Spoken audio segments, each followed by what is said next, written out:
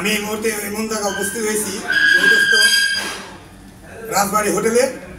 এখানে আজকে দীর্ঘদিন পর মহান বিজয় দিবস উপলক্ষে আলোচনা সভা ও সাংস্কৃতিক অনুষ্ঠান হয়েছে। দীর্ঘদিন পর আজকে শহীদ বিএনপির পক্ষ থেকে আজকের অনুষ্ঠান কতটুকু তারা সাফল্য হয়েছে এবং তাদের অভিমত জানতে চাবো। বিএনপির সিনিয়র সহসভাপতি জনাব আব্দুল কাদের মোল্লার কাছে জানতে চাবো আজকের অনুষ্ঠানের অভিপ্রায়, তাদের মতামত জানতে চাবো। আজকে তারা কতটুকু দীর্ঘদিন পর এই অনুষ্ঠানের আনন্দ উল্লাস উপভোগ করেছে। জালাল ভাইকে আপনাকে আজকে আমরা এই 16 ডিসেম্বর বিজয় দিবস উদযাপন করলাম শহীদ পক্ষ থেকে। যা আপনারা জানেন, বিগত 15-16 বছর আমরা এখানে আওয়ামী লীগের যে সরকার, তাদের অত্যাচারে আমরা দেশ এবং বিদেশে আমরা কোথাও আমরা কথা বলতে পারতাম না।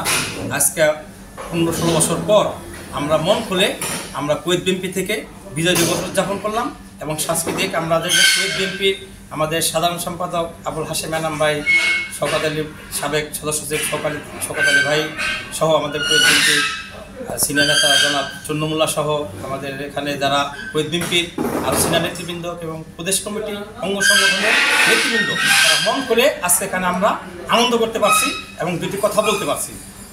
এই জন্যে যারা আমাদের এই 5 আগস্টে যারা যে সমস্ত ছাত্ররা এবং বিএনপি সহ আন্দোলন করে এই স্বৈরাচারী সরকারকে হটে এখন বাংলাদেশ একটা স্বস্তির নিঃশ্বাস আমরা নিতে পারছি। আমরা দাঁড়িয়ে এক দেশের জন্য আমরা কথা বলতে পারছি, প্রবাসে দাঁড়িয়ে আমরা কথা বলতে পারছি।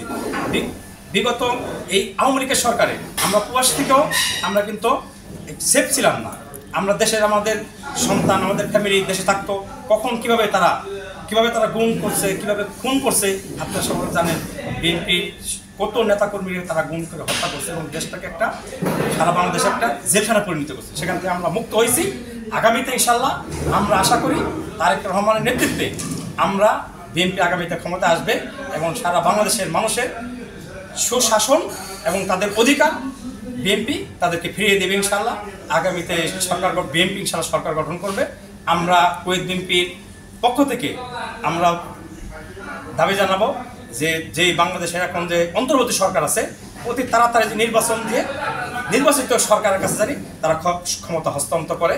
এই বলে আমি আমাদের শহীদ বিএনপি এবং তারেক রহমানকে, শহীদ বিএনপির পক্ষ থেকে তারেক রহমানকে আমরা ধন্যবাদ জানাই। ম্যাডাম খালেদা জিয়ার জন্য আমরা দোয়া করি এবং তারেক রহমানের জন্য দোয়া করি এবং যারা শহীদ হয়েছে সকল শহীদের জন্য আমরা দোয়ার মাগফিরাত কামনা করি।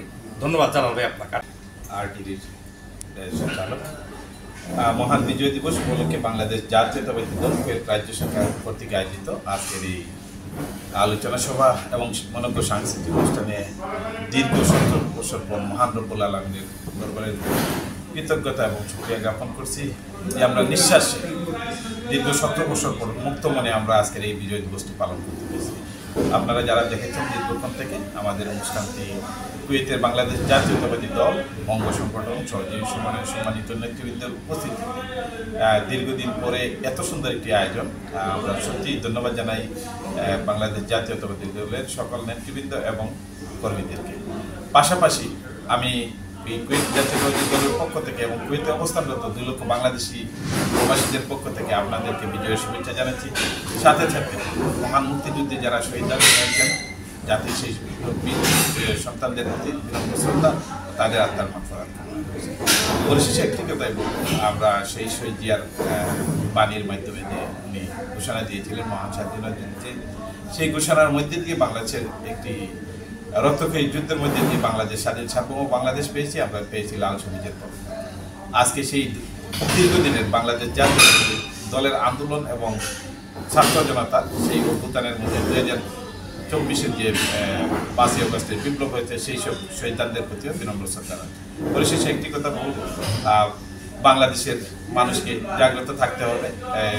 ফেসিবাদের মুক্ত হয়েছে, কিন্তু ফেসিবাদের দূষণও এখনো বাংলাদেশের বিভিন্ন জায়গায় কুয়েতেও বিভিন্ন জায়গায় ফেসিবাদের দূষণা বসে আছে। আমাদেরকে সবাইকে সজাগ থাকতে হবে, ঐক্যবদ্ধভাবে আমরা দলমত নির্বিশেষে সবাই আগামী দিনে বাংলাদেশকে এগিয়ে নেওয়ার জন্য আমরা কাজ করে যাব। ধন্যবাদ সবাইকে। আল্লাহ হাফেজ। বাংলাদেশ জিন্দাবাদ। বাংলাদেশ জাতীয়